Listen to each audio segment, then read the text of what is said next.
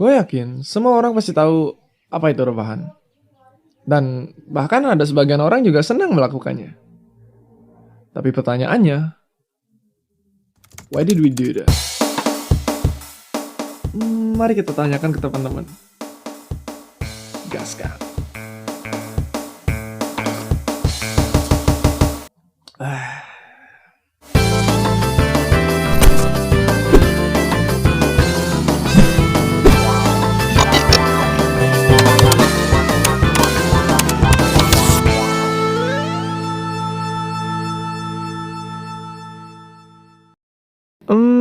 Karena rasanya akan kurang adil jika gua hanya menggunakan jawaban dari gua. So, gua memutuskan untuk bertanya ke beberapa teman gua dan jawaban mereka adalah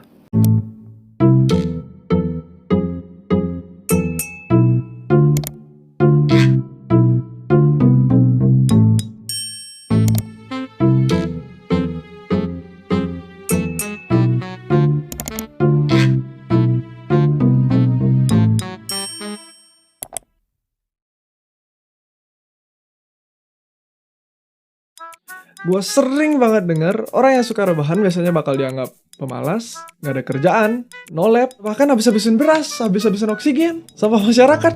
Goblok. Sorry to say, tapi itulah faktanya. Gue pun yakin semua yang ada di dunia ini ada pasti karena memiliki suatu alasan. Dan ini hanya sekedar pendapat pribadi gue, tapi ini adalah alasan gue kenapa gue rebahan.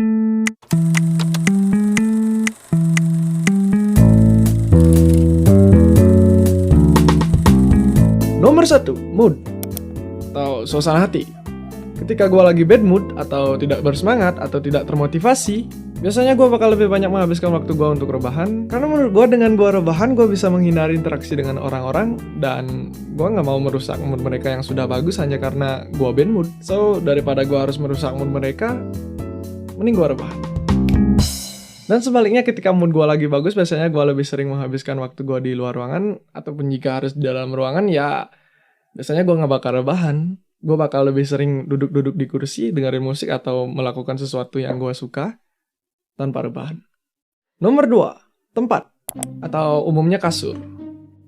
Percaya atau tidak, ketika kamar gue sedang dalam kondisi berantakan, biasanya gue bakal lebih jarang rebahan karena gue males untuk membersihkan kamar gue hanya untuk rebahan. Ya, karena menurut gue ketika gue harus membersihkan kamar, itu sama saja dengan gue olahraga selama 15 menit. Dan ketika kamar gue rapi dan bersih, biasanya gue bakal lebih sering rebahan. Ya, karena suasana di kamar gue bakal lebih nyaman, yang pastinya akan mendukung gue untuk rebahan. So, buat kalian yang mau mengurangi rebahan, mungkin kalian bisa berantakin kamar kalian dulu. Nomor 3, kebiasaan. Beberapa minggu yang lalu ketika di kandang masih ada ayam dan banyak hal yang harus gue kerjakan, hal tersebut membuat tubuh gue beradaptasi untuk terbiasa tidak rebahan di siang harinya.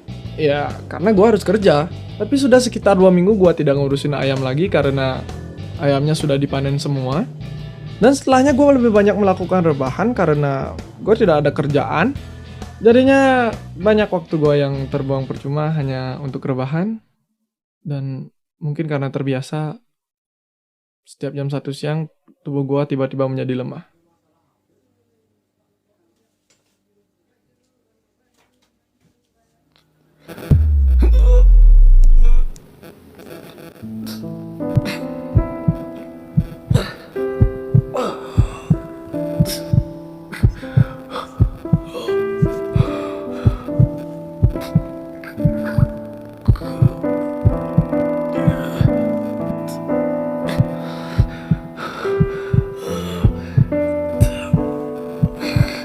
Dan satu-satunya obat yang bisa menyembuhkannya cuman rebahan.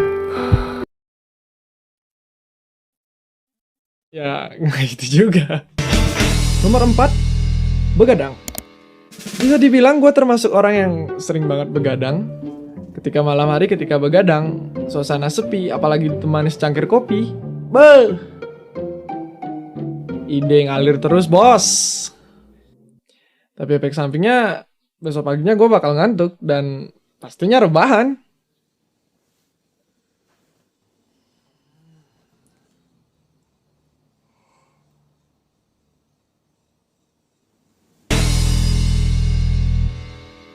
Nomor 5. Karena gue pengen. Ya udah. Nomor 6. Karena media sosial. Ya, gue nggak mau jelasin secara panjang lebar, tapi kalau kalian mau penjelasannya, silakan kalian tonton video gue yang ini.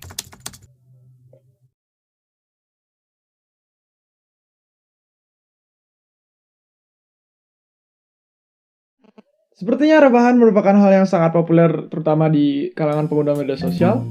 Dan gak jarang rebahan ini juga sering digunakan di meme-meme yang ada di media sosial dan sebagai konten. Dan bahkan saking populernya, sampai ada tutorialnya bahkan.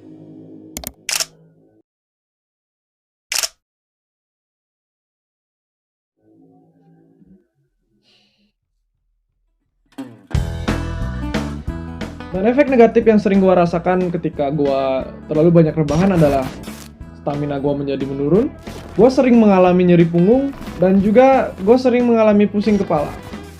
Dan efek lainnya yang sering gue rasakan adalah gue sering menunda-nunda, ya menunda pekerjaan, menunda tugas, menunda makan, menunda tidur, yang seakan-akan kasur tempat gue rebahan selalu memanggil-manggil tubuh gue agar gue melanjutkan untuk rebahan. Tapi entah apa yang menyebabkan, gue kurang ngerti juga. Tapi itulah yang terjadi. Tapi sepertinya dari tadi kita hanya membicarakan hal buruk tentang rebahan.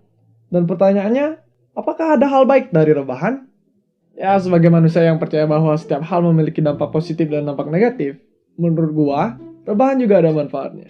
Gue pun setuju dengan jawaban-jawaban dari teman gue bahwa rebahan bisa menjadi sebuah solusi untuk kita istirahat setelah kita lelah bekerja. Ya, pastinya dengan porsi yang cukup, rebahan pasti akan sangat bermanfaat. Selain itu, rebahan adalah tempat untuk kalian para anak introvert. Ya, seperti yang kita tahu bahwa introvert adalah tipe orang yang kurang suka berinteraksi dengan orang banyak. Dan dengan rebahan, pastinya seorang introvert bisa menghemat energi mereka dan membuat mereka tidak cepat lelah. Walaupun rebahan sebegitu berbahayanya dan kadang hingga mengganggu aktivitas gua, tenang. Semua masalah ada solusinya. Dan tentunya gue punya beberapa cara untuk mengelabuhi rebahan, untuk ngehack rebahan, agar gue terhindar dari yang namanya rebahan berlebihan. Dan ini adalah cara-cara gue untuk menggocek rebahan. Let's go!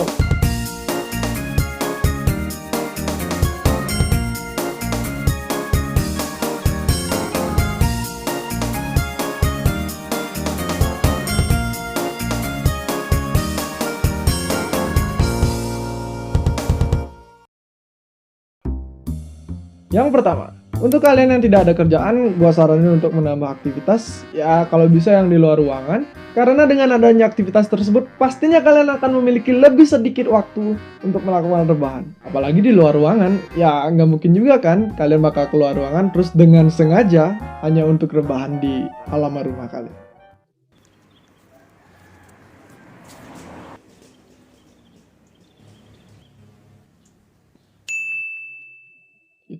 Ya, tapi bisa aja sih.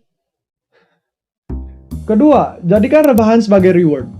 Biasanya ketika gue melakukan sesuatu atau harus melakukan sesuatu, gue akan menjadikan rebahan sebagai hadiah. Jika tugas tersebut sudah selesai, barulah gue boleh rebahan.